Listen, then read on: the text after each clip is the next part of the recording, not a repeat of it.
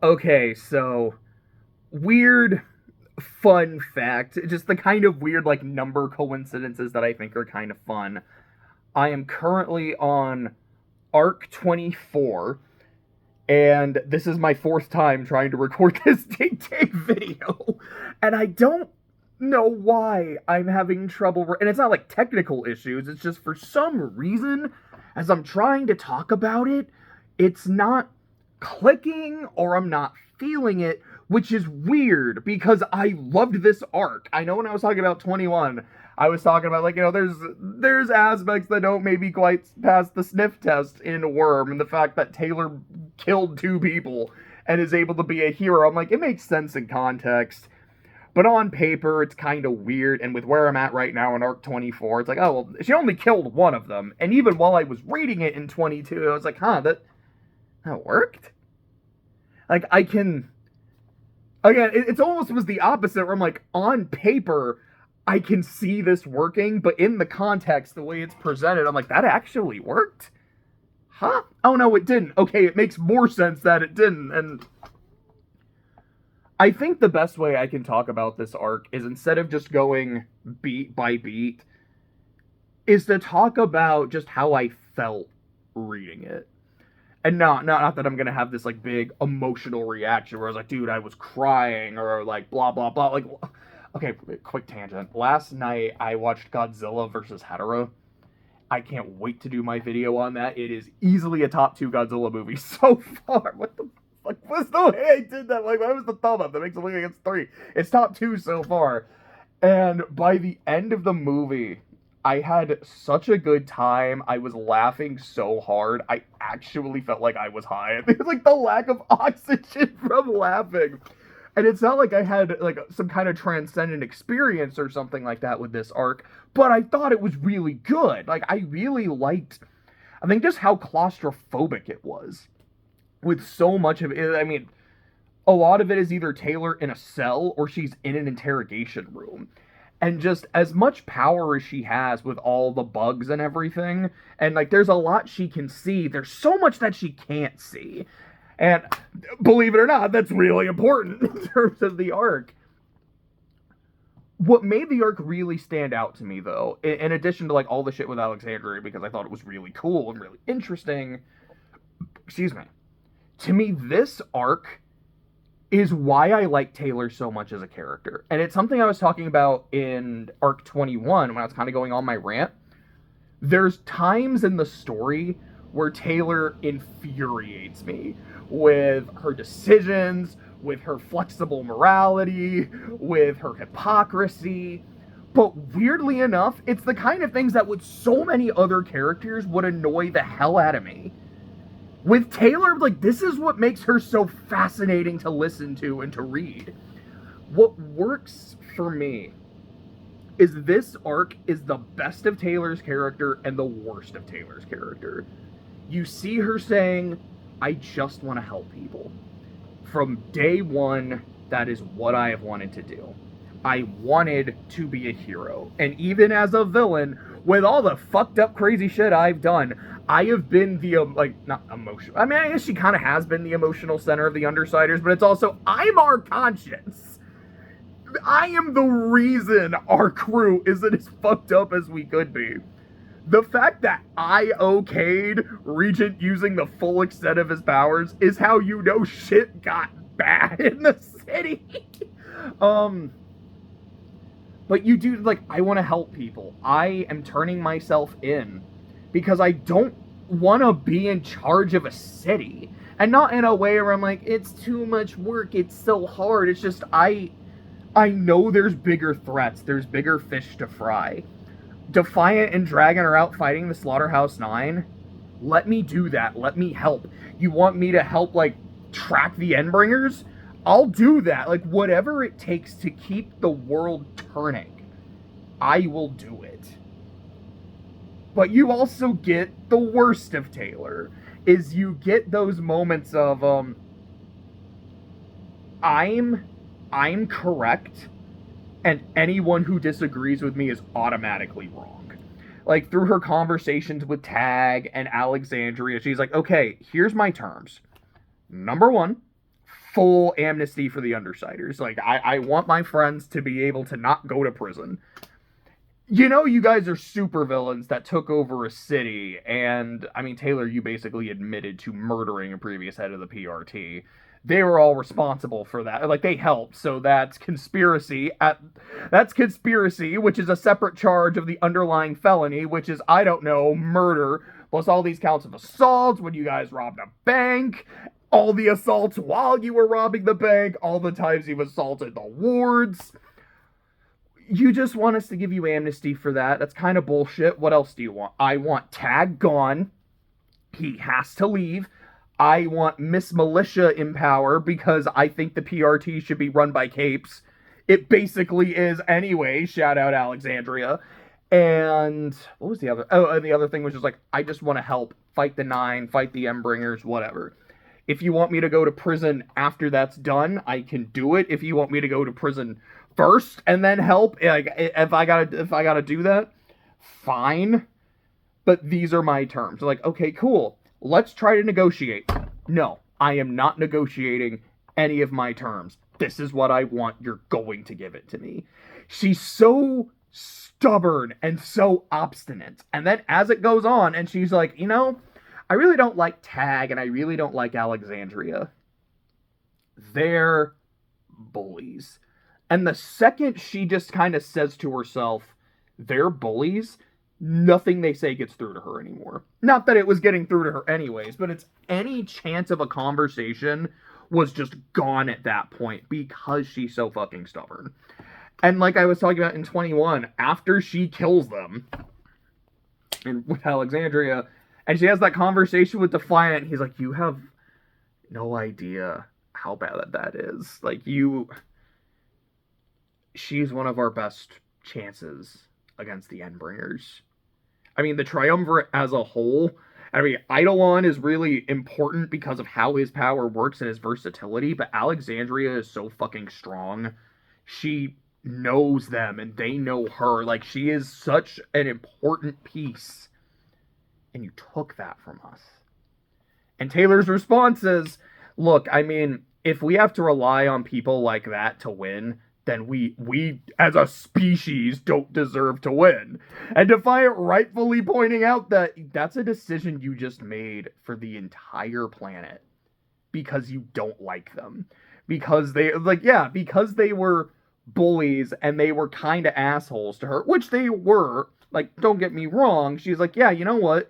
You deserve to die, and we as a species deserve to fail if we have to rely on you. Damn. Like, that's cold. That's fucked up. And it's something I have said, I don't know how many times I've actually said this in the Worm reviews, but it's my kind of standing point. To me, I don't know if I'd say it's the most important scene in Worm. I would definitely not say it's my favorite. I do think my favorite moment in the story to this point is almost kind of the entire back third of Arc 8. You know, like, all the shit that happens in the hospital, like Taylor and Panacea, Taylor and Sophia, Taylor and Colin, like, for sure. But it's specifically that scene in the shelter where Taylor says, that's Mr. Gladly, and I hate that guy, but I still have to save him. And as she's getting killed by Leviathan, Rachel comes in and saves her at the expense of her dogs. I think that is my favorite scene in Worm. To me, the most iconic scene, and I don't know how iconic it is for other people, this is just me personally, but when I think of everything that Worm is about, or at least, like, everything that Taylor Skinner Hebert is about, I guess, like, also Weaver, is her gouging out Lung's eyes. Hell, you could even say the first fight, where she's like, hey, this guy's a supervillain. I'm gonna save him because I'm a good person. I'm gonna have brown recluses bite his dick off. That is the first thing she does. But it's the gouging of the eyes that is the moment that just stuck with me. It's like, this is everything Taylor is. This guy, okay, so she's able to use her power in a really creative way and use her environment to win a fight, which is shit that I love. She's like, okay, I can't just have my bugs get lung. He's got these metal scales. He can use fire to burn them. What can I do? Okay, there's a dude which was neuter. It's like his blood has this weird, like, toxic quality to it. Okay. Lungs, eyes aren't protected by the scales. So what I'm going to do is I'm going to take a bug. While he's not looking at that, he's just looking at me. Keep your eyes on me, big guy. The bug is going to, like, drench itself in, because I think it's like she has like a cockroach go into Neuter's blood, and then like a dragonfly picks it up and like shoves it in Lung's eye, and it immediately just knocks him out. It's like, that's really clever. I love the way that she uses her power. I think I've said my favorite thing that she does with it is specific, aside from Atlas, because Atlas rules, is when she makes like the swarm clones and uses it for distraction. We'll like talk through the clones. I think it's so fucking cool. So after this dude is knocked out, she's like, okay, he's a problem, and we beat him, but we gotta make sure he stays down. Now, I'm not gonna kill him, because that's a little too fucked up, but you know what? I know he can regenerate. Whatever damage I do to him will grow back. Hopefully his dick did. I can just gouge out his eyes. I can blind him. What's he gonna do if he can't see? And then nonchalantly, like it's the most normal thing in the world, takes out her knife, gouges out his eyes as Sundancer watches in horror at how callous and violent Skitter is. To me, that is the most iconic scene in Worm. Like, this is everything the story is about. This is everything that she is about. And it's great. I don't remember where I was going with that, but I was talking about, like, the best and how, to me, this arc is the best and worst of Taylor. And it's that I am going to do whatever it takes to solve the problem. And if I think people like Alexandria and Tag are the problem, I'm just gonna solve it right here and now. And it was because, like, alright, she got pushed too hard. And I really like that. I like the fact that it's Alexandria took a gamble of, I know she's tracking me, and she knows who I'm bringing in. She doesn't know that they're body doubles, but she knows what I'm doing. I'm going to bring in a body bag. It's not going to be an actual person. I'm not actually going to go kill the Undersiders. Maybe I should. But I'm not actually going to go kill them, but it's going to push her. It's going to be what breaks her, and then I win. Because either A, she completely breaks down and will accept whatever we give her, or she snaps and attacks us. And when she does, I can do whatever I want to her. And I can say, look, she's a problem. This was all a feint. This was all a ruse. Throw her in the birdcage. And then Taylor went too far, as Defiant said. It was like, she pushed you too far too quickly, and it did not work out for her. And I liked that. I thought that was really cool. What else do I want to say about the arc? I've barely said anything about the arc. I've just been kind of talking about Taylor's character in general. I guess while I'm on the subject, it's something I've been thinking about quite a bit lately, and something else I was thinking about this morning. Because it was a few weeks ago, I was seeing a lot of Death Note stuff, like on YouTube, specifically on Twitter, like people making fun of Light. Like, you know, he's not as smart as he thinks he is. I think the best way I heard it described is Light thinks he's the smartest person in the world, goes up against the actual smartest person in the world, and the only reason he wins by the skin of his teeth is because he's the only one who actually understands the rules of the game they're playing. Like, that's kind of accurate. And again, it's not that Light is actually stupid, but he has his flaws, and he's someone that's very emotional, he's very impulsive, and he's very, very proud. And his pride is his defining weakness.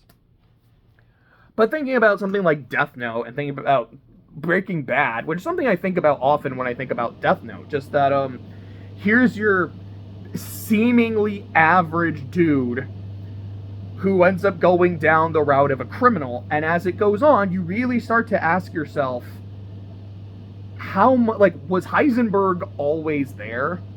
But because of the shit that was going on, he had to be Walter White. It's like, is this the real Walter White? Sorry, I've got some shit in my ear. I did not like that. Is that Who's the real Walter White? Is it the family man? Is it Heisenberg? Who's the real Light Yagami? Is it the really intelligent student who's super ambitious and blah, blah, blah? Or is it Kira? I think with Walter, I would say it's probably a bit more Heisenberg. With Light, it's no question Kira. Like, I feel like what would have happened if Light never got the Death Note? He would have followed in his dad's footsteps and become the chief of police.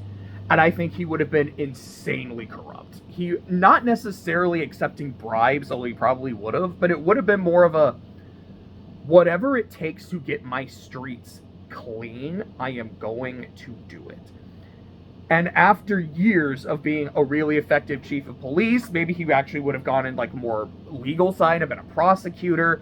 100% this dude would have entered politics. And then, I don't know, maybe he ends up just becoming part of the Diet. Maybe he straight up becomes the prime minister of Japan. Like, I believe that that is the kind of shit Light would have done. And he still would have been a manipulative, sadistic piece of shit the entire way through. While probably convincing himself that, like, no, I'm doing the right thing. I am justice. Nom nom nom, eating a potato chip. I don't know, sincerely, when it comes to Taylor. Like, which is something that Taylor's not sure about either at times, which I do think is interesting. It's like, am I more Taylor or am I more Skitter? And I guess now, from reading Arc 23, she's like, I sure as fuck ain't Weaver. I'm trying, dog. It's not working. I'm either Taylor or I'm Skitter. And like, yeah, what would have happened if she never got her trigger event? I certainly don't believe she would have gone this far. Like, she wouldn't have been the person to gouge someone's eyes out. But also, I mean, if she was still a victim of bullying but never triggered, I don't know where that would have went. Like, if she just kept her friendship with Emma, I think she would have been a perfectly normal, average, relatively happy, well-adjusted person. With probably some issues. Again, like, still dealing with the loss of her mom. But, like, I think it's really interesting comparing her to someone like Light. Like, both of them got this, essentially, like, a supernatural ability. And one of them, I think, it genuinely changed them. The other, I think, it just enabled him to be what he always would have been in the first place. Just, I don't know, I guess just more effective at, or, like, more vicious. And personally, I find that interesting. But something I was actually thinking of this morning is, how different is Taylor from Sophia? And obviously, like, well, pretty fucking different. You know, Taylor's not a full-on bully. She doesn't try to lord her power over people. Yes, she does it to the people in her territory, but it's not because she gets a rise out of it. It's not because of any kind of misplaced sadism. It's just, I mean, sadism in general is kind of misplaced. That's a weird way of saying that. But it's always this, I want to help people. And I think I know best. But I was thinking about it, again, especially more like in Arc 23, where Taylor the entire time is saying, I'm being held back. Like, with what they're making me do in the wards, like using butterflies, I'm not at my most effective. Why are you holding me back? Villains don't hold back. I would know. Why don't you just let me go full on? I'm like, that feels like something Shadowstalker would say. I think it is something she probably said several times. Taylor talking about how it's like, yeah, like, if we don't deserve to win as a species if we rely on people like Tag and Alexandria, and feeling no remorse about what she did. That's definitely some Shadowstalker shit right there. It's like, they're bullies. They don't deserve my protection. They don't deserve to live. Yeah, that feels like the kind of fucked up shit Shadowstalker would do or say. And again, they are still very different people at the end of the day, because I think Shadowstalker at her core is, I want to hurt people, and I want them to feel lower than me. Whereas at her core, Taylor genuinely wants to help people, because she never wants someone to feel as low as she did. But there are similarities, and I just kind of find that really interesting. What else do I want to say? Like, some actual, like, neat shit that happens in the arc that I feel like I should talk about. Number one, I love Kaie. Her attorney, the supervillain attorney. Not that he is a supervillain and an attorney, but he's an attorney for supervillains. To have a criminal lawyer, you need a criminal lawyer. Like, this guy was great. Like, I started reading it, and I ended up messaging Anthony. Again, this is the guy that got me into Worm. Just this image of Saul Goodman in a courtroom holding a basketball, and it just says, "Your Honor, I'm fucking balling." There's this scene with Dinah just playing hardball with the PRT, which was really fun, and her telling Tag, "You want a number? I'll give you one for free. 22.8%. I just realized there was a 22% chance, and this was in Arc 22. That's kind of fun. 22.8% chance you die horribly, and it's exactly what happens. We got to see Danny again, and Danny bonding with his daughter, and he's like, "Look, I don't understand a lot of this shit. You've done a lot of horrible, fucked up things, but you're my kid, and I love you, and I am standing by you." And I just thought that was lovely. Alexandria just, like, dealing with Taylor, going away, coming back, like, again, like I was saying earlier, the claustrophobia in that scene I thought was really good and really interesting. When Kaie is talking to Taylor about all her different criminal charges, I thought that was a really fun scene. She's like, "Okay, that happened. Treason? The fuck? What are they talking about?" I got a kick out of it. He's like, "Believe it or not, I've handled worse." That guy's gold. There's a scene where Taylor, after killing Tag in Alexandria, she is trying to escape Defiant and Dragon. She ends up getting, like, a grenade launcher. She can't use it. I was like, bro, Taylor was packing heat. I mean, we've seen it before. Like, she had a gun when she killed Coil, but, like, I don't know. That was kind of badass. Like, the girl has bullet ants. She doesn't need actual fucking bullets. I should probably check my notes. I will say, when the body bag came in, I was very much like, okay, do I actually think a member of the Undersiders is dead? No, because it happened off screen. And granted, for all I know, there's like, maybe someone dies off screen later anyways. But, like, in a situation with an Endbringer, I could believe that. Like, there's so much shit going on that you just hear what happens. But in a situation like this, like, I don't know. I don't think, like, Brian or Lisa getting killed off screen, I don't think so. That does not pass the sniff test. I don't think one of them is actually dead, but it very much could happen. I hope it's Rachel. That was dead ass what I thought. I was like, if it is someone, I hope it's Rachel. Because I'll be honest, despite the fact that I've said, like, probably my favorite scene in the story is a Rachel scene, I'm like, I don't know. Like, Brian and Lisa are two of my favorite characters. Imp and Regent just being the same character twice. I just really enjoy their interactions and how they play off each other. I don't feel like I'd be losing a whole lot if I lost Rachel. And then we get the next arc when everyone is writing letters, and Rachel's is as heartfelt as Rachel's could be. I'm like, this is actually really sweet. Rachel, I'm sorry. I was hoping it was you. That's fucked up. I like bitch. She's not my favorite by any means, but, like, I do like what she adds to the group dynamic. Even when I think she can be really fucking annoying at times, I still like her. When Alexandria died, I remember, because part of the reason I was so convinced of it is I had actually read, like, not long before I got to that scene, unfortunately, I found out that, oh, I guess she kills Alexandria, holy shit, and then it happened. But even as it happened, I was like, okay. It does happen off screen, which is a big no. Not a no-no in terms of, like, that's bad writing, but just a no-no in terms of, look, if I don't see a body, I shouldn't believe it happens. Also, we don't see a body. There's a body bag for Tag. He's in the morgue, and I was like, we're not seeing one for Alexandria. That's weird. And also the way it's described is like, okay, the bugs are going into her neck and they're suffocating her. It's like, okay, I think something similar happened with Triumph. And Alexandria flies off, and Taylor's like, shit, like, I can't even sense her anymore. She's out of my range. So like, oh, okay, so she probably, like, flies off.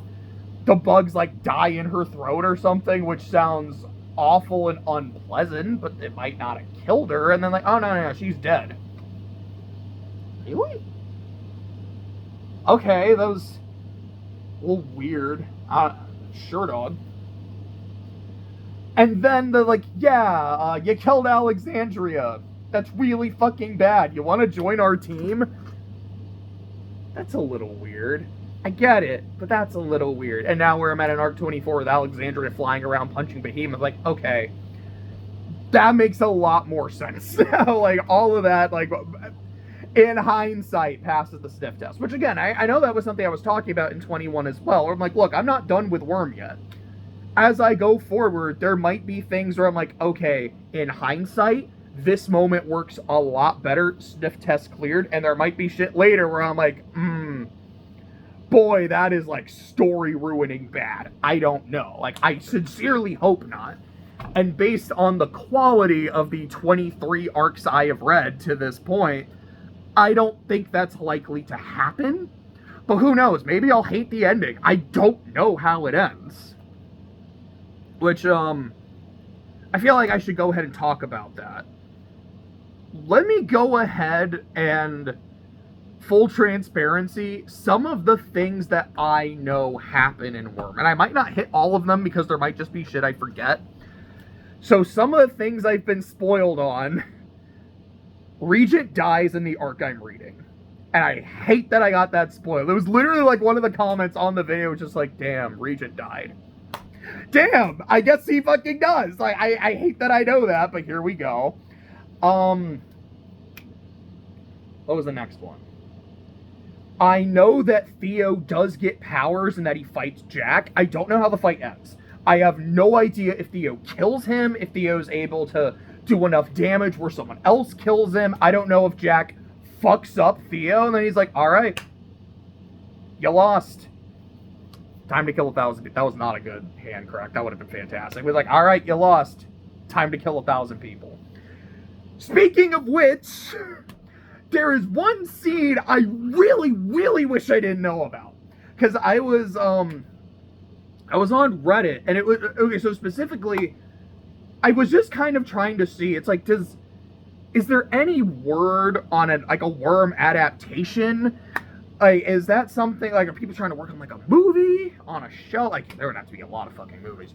But, like, a movie, a show, anything like that? Or it's like, how do people think Worm would be adapted if there were to be an adaptation? Literally, the first fucking comment I saw was like, damn, I can't wait to see Taylor shoot Aster in 4K. And I went, what the fuck? She shoots the baby. What? I have no context.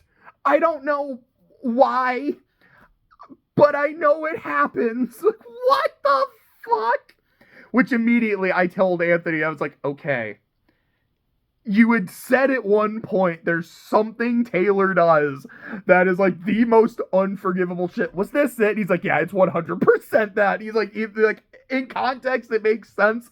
It's the lesser of two evils. She still fucking killed a woman's baby. Like, what? I don't know why. I don't want to know why until I get there, but what the fuck?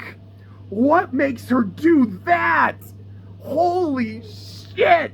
Like, damn, by that point, there is no Weaver. We're full Skinner, baby. What else do I know? When it comes to the rest of the Undersiders, aside from Regent, I don't know about any character deaths. I think for most of the rest of the cast, like, I genuinely don't know who lives and who dies. I guess except Glory Girl, because I know she's the main character of Ward. I don't know how the story ends. But I do know about Gold Warning. So, I knew the name and had no context for it. Also, at some point, I learned that Scion was the final boss and had no context for that either. So, like, I don't know. It's like, all right, is he Is he like the big bad the whole time? Is he just... Scion gets to a point where he's like, look, I'm kind of done trying to save humanity. I think this planet's fucked. We're doing this. My theory is that he is a passenger. I think I said this before, that I think he and the Endbringers are just passengers. And maybe that's what leads him to do fucked up shit. I don't know. But my understanding of Gold Morning, of like the bits and pieces I know, are that I guess Scion like nukes Brockton Bay. I don't know who dies when that happens, if it's everybody. And Taylor and a bunch of other characters, like other villains, fight him, and that's like the climax of all of Worm.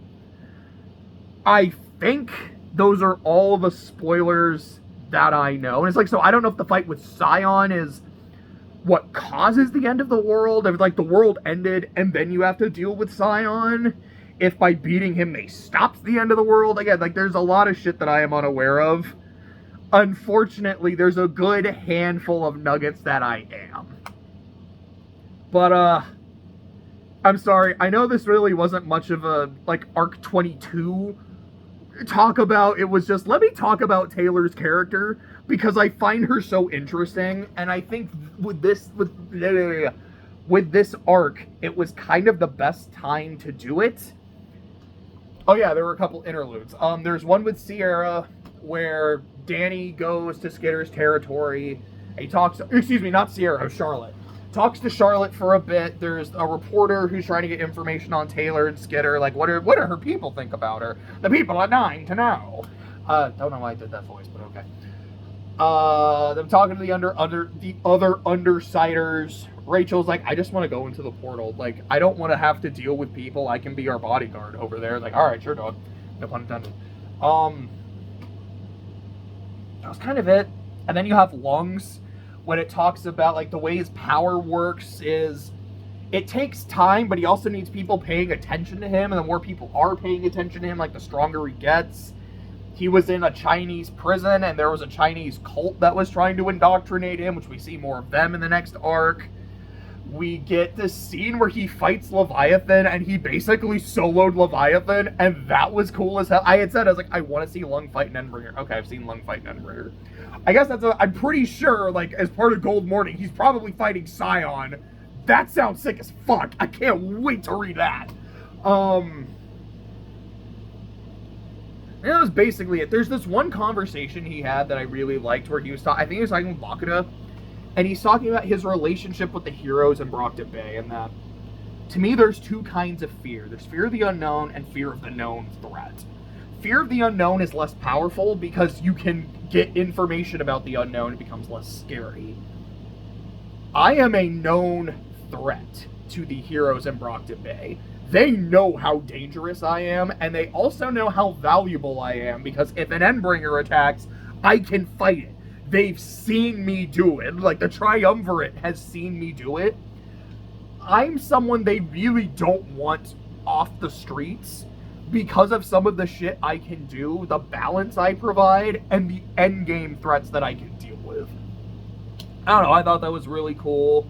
You see, like, a bit of a power struggle going on in the prison, and he's still kind of remaining neutral. He's friends with Marquis, but not really friends with Marquis, and I don't know, oh yeah, and they talk about how there's, like, a plan to escape the birdcage.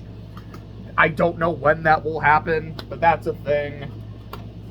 Oh, there's also this one scene when Taylor's talking to Miss Militia, and Miss Militia's like, okay, here's the thing, kiddo. I agree with a lot of your, like, underlying beliefs. I agree with your conclusions. I don't agree with your methods.